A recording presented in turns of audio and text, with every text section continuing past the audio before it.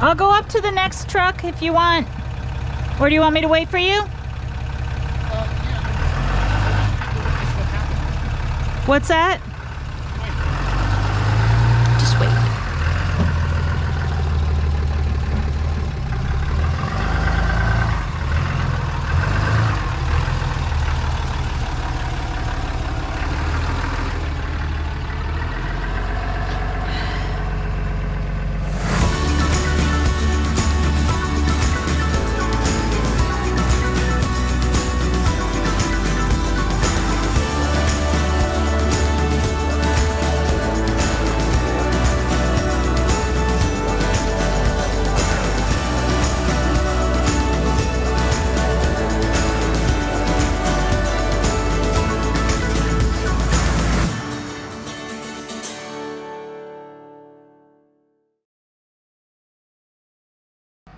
So this is the mess of part of what we want to do this week is get all of this cleaned up, and it's just very intertwined, so I wanted to have the machine to kind of help load things onto the trailer and get things, I don't know, sorted.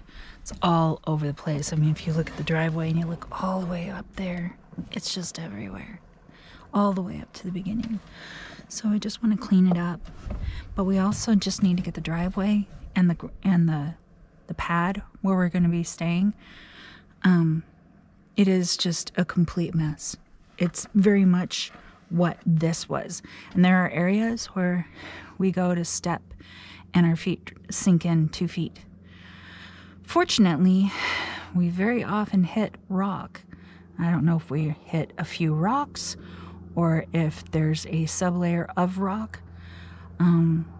Joe tested it and did a couple of test dig holes to just see if there was rock underneath or gravel, and he said it's just nothing but clay and mud. So, well, we'll see. We planted some grass seed up there to see if we could get some of the grass to grow, because it's a very swampy area to begin with, and we were hoping if we planted a water guzzling grass like Kentucky bluegrass, it might actually help drink a lot of that water, be very, very thirsty and drink a lot of that water and help us keep a nice solid ground. It's solid when it's dry. It's wonderfully solid, but because it's a lot of topsoil and then clay underneath, I mean, it's like hundreds of years, thousands of years of organic matter built up, and when you dig down in, it literally takes about 2 feet of digging before you even start to hit dirt. It's just all organics organic on top of organic over all the years. Just really fertile ground, as you can see. It's just the plants love it. Getting a tire off the road. Yeah, I know, honey. This driveway's looking ugly now. It'll be okay. The bright side is that still functions. I'm packing it down, and every time you roll on it, every time you drive on it like this, you're packing it to some degree. Yeah, but every time you have to turn your wheels, it just digs it. I try really hard to do a fluid turn so that it's not a pivot. I know, but here with the truck Oh, coming no. down these turns, it's not a choice. No, I see right there. There's a diggy spot. Made it. Aw, I'm sorry. Yeah, it's just, I drove up and down this thing in the little truck. That thing does not maneuver at all. No. So by the No, time you it's- see there's a problem, you try to correct, it's too late. You're stuck. No, you have to pull forward and Well, that's what I was doing over there, and that's how I ended up getting between the sand and the bucket. yeah. And I managed to get my way in there, and I couldn't get out without just backing up more. Yeah. Luckily, the bucket is not so heavy that I can't drag it across the ground. Now, what I think we should do, sweetie, is I think I should work on some of the trenching and stuff before we go get the other truck, because we're going to have to drag the other truck through all of this. I agree. That's why I said just wait for me, because I wanted to be able to think. And I was going to say, before we go all the way through it, at the very least, just use your blade and push the muck off. Right. Yeah. And then we can do the trenching after, but... Well, I'd like to get some trenches so we at least have some places, because some of those areas that are the worst are just holding water. And But I'm not off work. I came out here to get the trucks out. yeah, so go back up. I've been here an hour. Yeah, go back up, go back to work. I'll do some work here, and then we'll reconvene after your work day is done. And then maybe by then I'll have a lot of the muck off the road and have the trenches draining water. And we have to wait that long to go. I mean, we can't. I figured just push the stuff out of the way as you drive up. I could try, yeah. Just pull the truck out, and then you're done. Okay. You can do whatever. All right. That way you don't have to wait. All right. Would you grab my camera?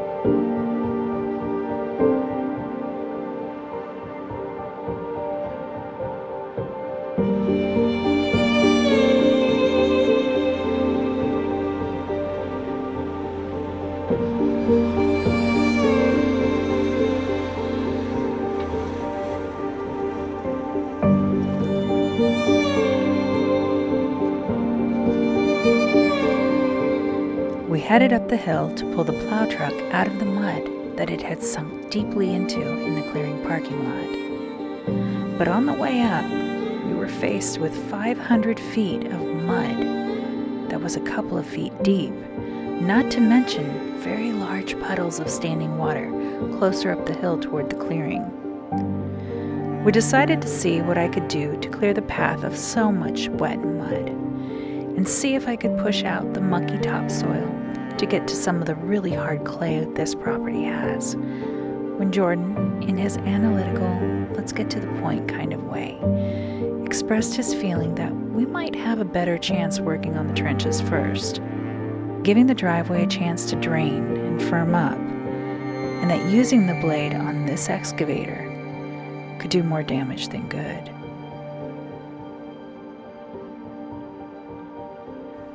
And he was right. So I began the mission to dig trenches along both sides of the driveway, determined to dry it out and get up that hill to live for the winter, and in hopes that maybe, just maybe, we'll get a chance to clean up all the debris and trees laying around the sides of the road like we'd planned. But even with both of us taking turns on the machine, this was going to take longer than we thought.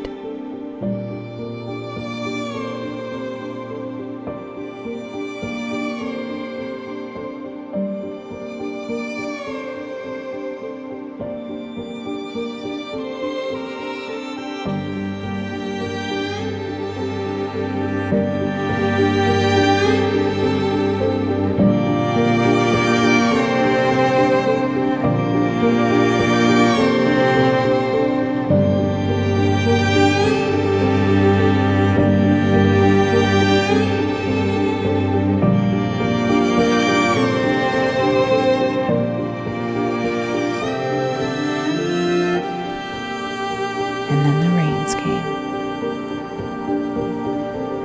Okay, so here's what's going on. The other day, I found a big hole dug right over there on the edge of that, carve out there. It was about 12 feet deep.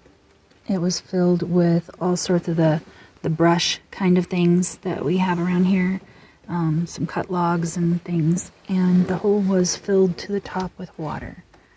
And we've been having a real problem with this part of the road with such water saturation that you can't even walk on it.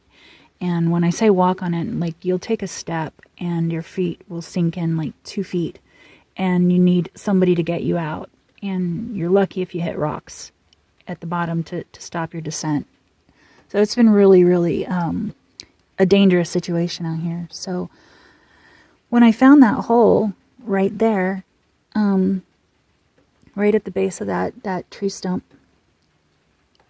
I dug out all the debris and thought, okay, well, let's go ahead and drain the water, because I was trenching, trying to give some kind of trenching to all of this. We did finally get that truck out, but now it's stuck here because, I mean, it's not stuck in the mud, but I am. My excavator is stuck in the mud. So I was trying to dig myself out, but there's no digging myself out, and we're just going to have to wait until the rain stops and the driveway has like a day or two to dry out, which really sucks because we're paying for this excavator. So what we had been doing was I had been trenching, and it drains all the way down where the curve is. Just past that, there's a culvert and a water spill area. And so when I was carving this trench, I got to this point right here where this hole was before I discovered the hole. And when I started carving the trench, it just instantly started filling with water. So that's when I started looking back towards the carve out there to see what was going on. And what it is we have all the water from the mountain comes down through little water canals in the ground. And there was a big one right there, and that was probably one of our watering holes. And it got dug out and a bunch of debris stuffed in it. And then without any, it was a lot like cutting yourself and carving out a pocket of skin and tissue. It just basically started hemorrhaging and filling with water. It had no canals to go to. Those all the relief canals had been closed off and destroyed, so it didn't have any place to go, so it just filled with water, and then it started leaching out into the clay. And then when it started leaching out into the clay started turning to mush. So when I came along and started trenching, all the water started kind of spilling out, and then the clay started spilling out into the trench, and the more I cleaned up the trench, the more soggy and saggy that whole area got. So that's when I went back and started trying to remove some of the debris, thinking maybe some of the debris was creating water pockets that was responsible for saturating, and that's when I found the big hole. So I dug out the big hole. It was full of water, and so I thought, okay, well, let's go ahead and fill it with some clay and some of the topsoil and stuff, and just kind of fill the hole, and it'll push the water out the top, and it'll spill over into the trenches that I've made and release the water. What ended up happening was that all of it, just the whole area turned to soup. And when I say soup, I would stick my bucket in like a spoon, and it would just fill with clay and water, and it was just literally like soup. And so I got that. We tried trenching it and went to bed overnight and to see what would happen in the morning before I excavated all the clay out of there. And when we came back in the morning, it had leveled. So all the clay and everything that's everywhere sank back into the trench, and especially, right over here, and leveled out with the road and saturated the road too. So I came back through and I retrenched, and I started working my way up here, but I was really concerned about this area, because if this area doesn't have any relief, then this is all just going to backlog and it's going to flood the road again. So at the end of the day, when we were not having any success getting water to spill out, because the clay kept creating sediment and blocks and re-leveling and everything, I ended up just digging that whole area out. So that actually is about a 12-foot deep pond. And that pile right over there is the clay that was in that hole. And once that happened, we actually started drying out, and then it started raining again, and so everything started turning to soup. So what Jordan's been doing, and we've been working on this now, today's day 3, is mixing hydrated lime in with the clay, because it helps dry and make the clay a little bit more impermeable to water. and more susceptible to compacting. The problem is you need a little bit of time for the clay to dry out and be compacted properly in order to have an opportunity to even begin to enjoy the benefits of the runoff and the compacting. And we haven't had that. We've had just kind of relentless rain. So every time we make a pass over the driveway, it just oozes out that clay back into the pond. And it just seems like no matter how much trenching we do, we just end up with this kind of soupy, horrible mess. So what I'm doing right now is I'm working with my bucket to just try to smooth things out and get some of this water drained. This was all just puddled standing water. I got it now to where it's at least flowing a little bit, and I'm just working my way up trying to release these puddles. And I was going to continue trenching and seeing if I can get, because we got standing water up there on the road. We don't have any doming, we don't have any and you know, every time we try to get on top of it, it starts to rain. And it's I don't know Alaska well enough to know yet if it's gonna just rain and rain and rain and then we're gonna have any kind of dry spell. I mean, we really need like 2 weeks of let up of this rain, but it's been raining for a month.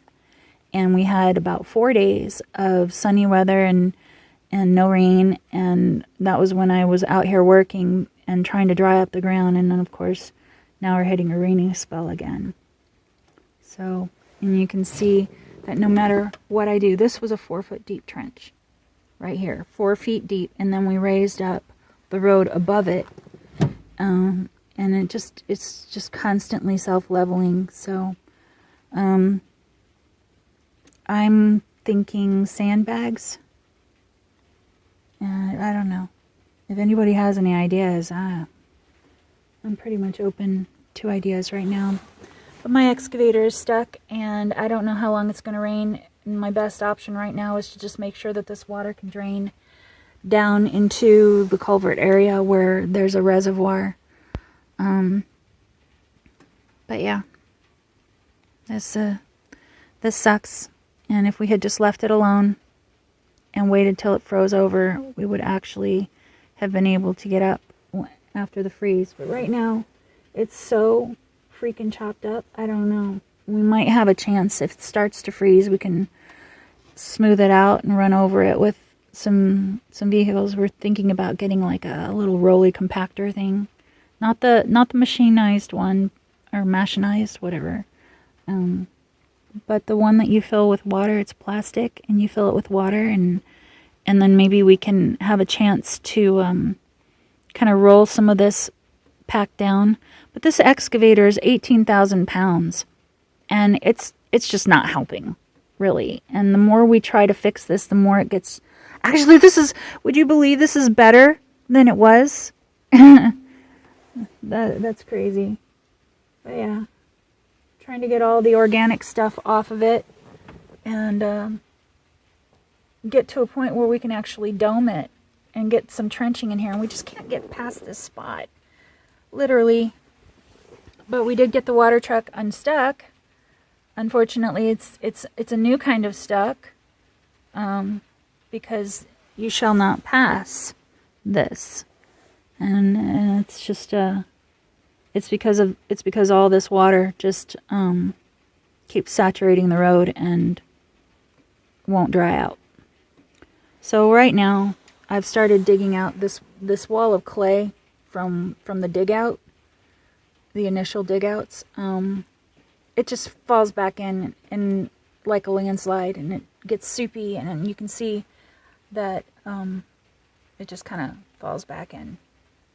And the only thing I can think that we really need to do right now is just free this up, get some good flow going, get this stuff so it's not falling back in. So right now I'm just trying to dig it out and push it further back, because we have no place to put it right now, and we can't even get a dump truck in here to collect it and get it off site.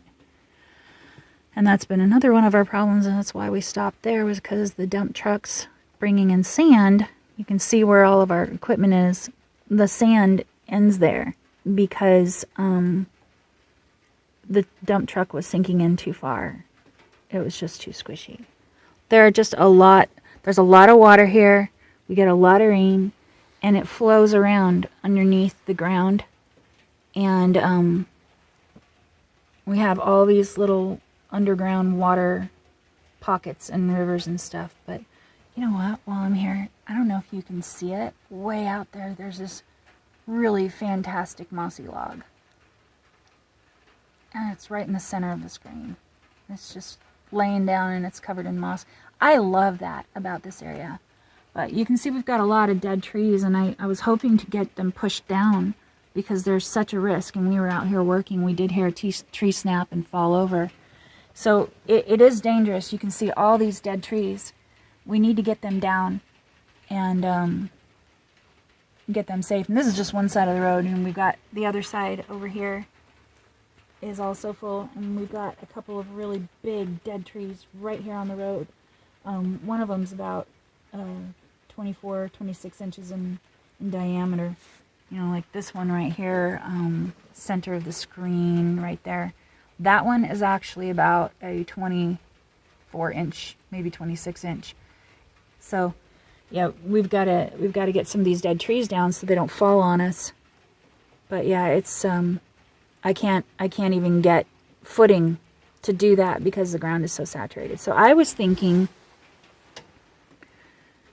maybe if we got sandbags, we can put them like kind of like a culvert would be, but put them under on the wall, inside wall of the pond here where the road is, and then maybe even cover the surface of the road with some sandbags. I don't know.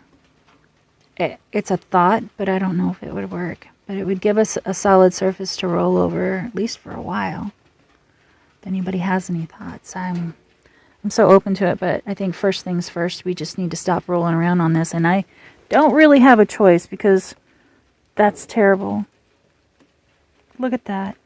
How am I ever going to get out of this? I just don't even know. I don't. It's just terrible. Just this one spot. This one spot always levels down. There's just nothing but squish underneath all of this. We just need some sandbags, I think is what we need. And we need to dry out.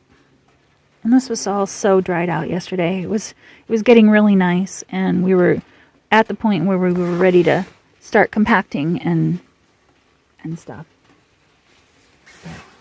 Oh, and while I'm here, I don't know if you can see off in the distance.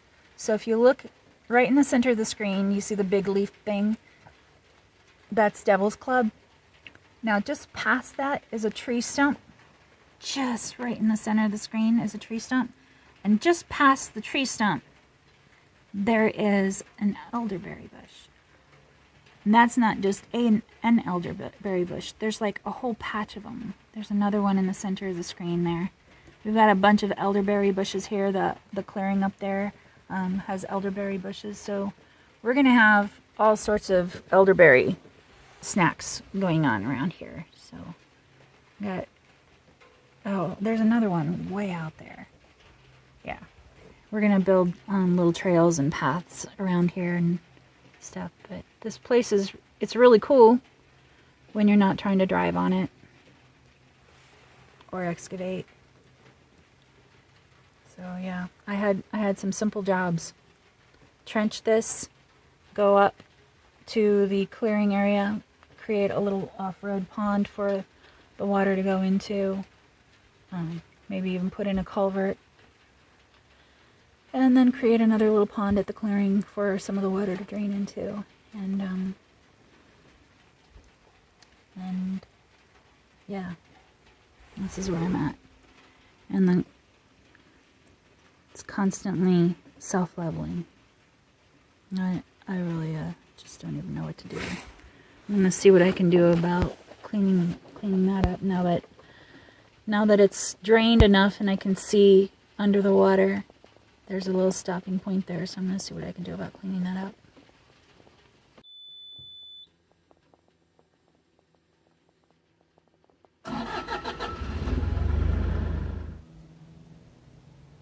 my battery is low, but I just wanted to show what I did. So there's the pond again. I am still stuck in the mud. But what I did was I dug that out. I moved all the clay that was sitting there, falling back in.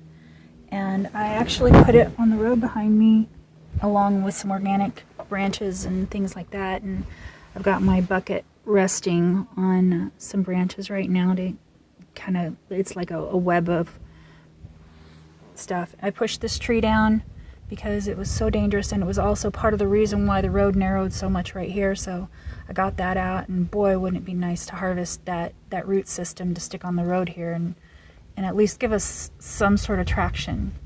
We might be able to do something like that. We'll see. My phone was in the truck. Okay, Jordan's here, and I'm gonna try to get out of here. Okay, so here's what's going on. We got the excavator unstuck. The owners of the, or not the owners, but the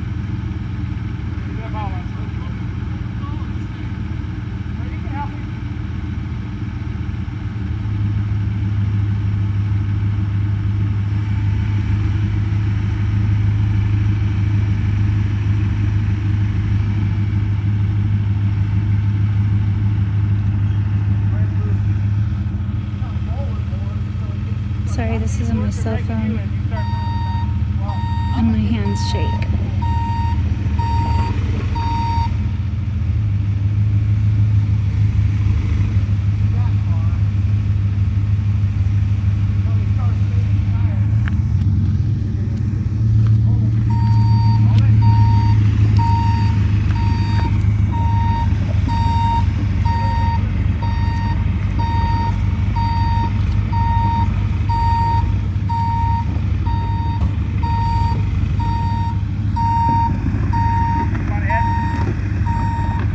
Clearly I'm having to swap my face a lot from the buds.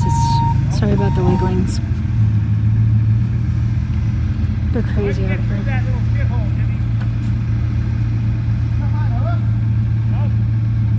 So there's this spot in the driveway that creates a V, and it always traps the excavator.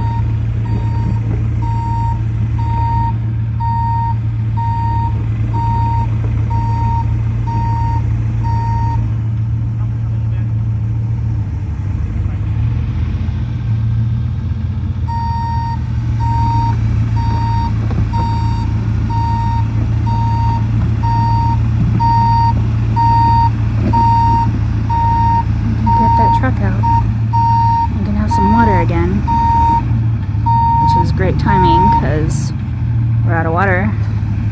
We've been in survival mode again. We're all out of clothes because they're all covered in mud from being out here trying to get the vehicles out. We have to like have 100 different pairs of pants for when things like this happen.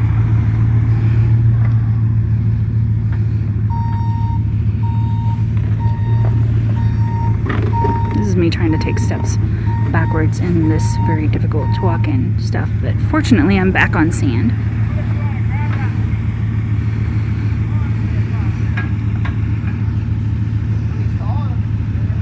He was out in the woods and he disturbed the trees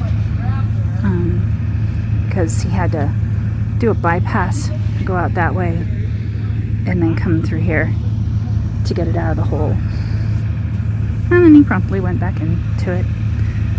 But that stirred up the bugs. Now they're all like, what's going on? And I've had like 2 or 3 of them in my eye already, despite all my waving. So I need my net hat just to keep my eyes open.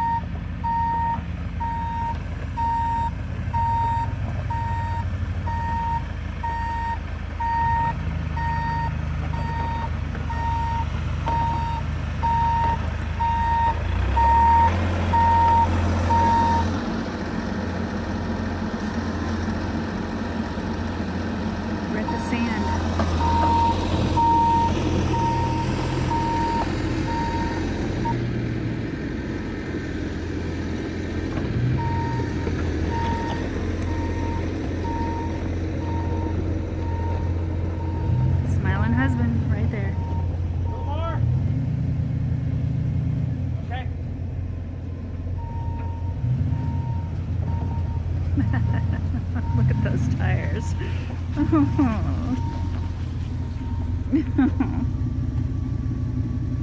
Finally out, poor thing. Oh, look at that. It's oozing. All right, excavator is out, and we are not getting up that hill this winter, and we are just gonna find a way to stay down here on the lower part of the road.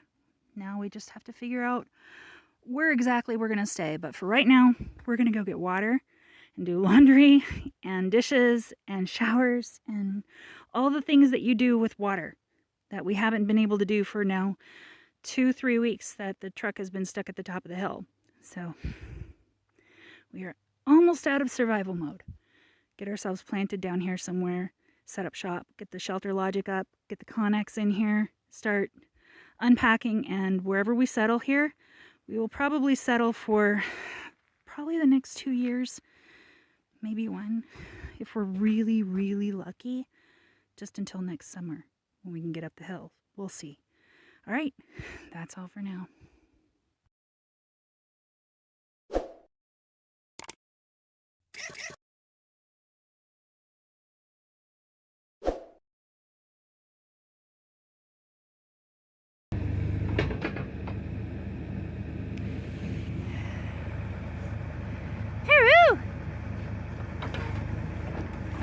Trying to wave.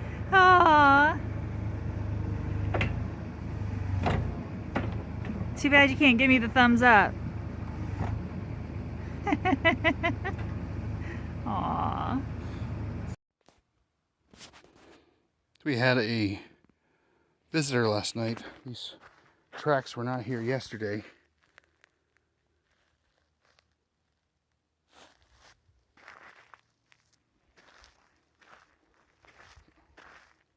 These are moose tracks, and I believe it's a mom with at least one of her babies. We've seen one mom who had 2 babies.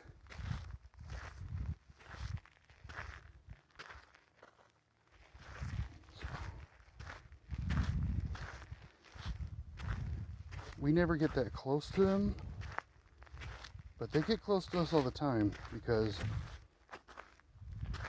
this happened sometime after we went to bed, and it clearly they just walked right through here.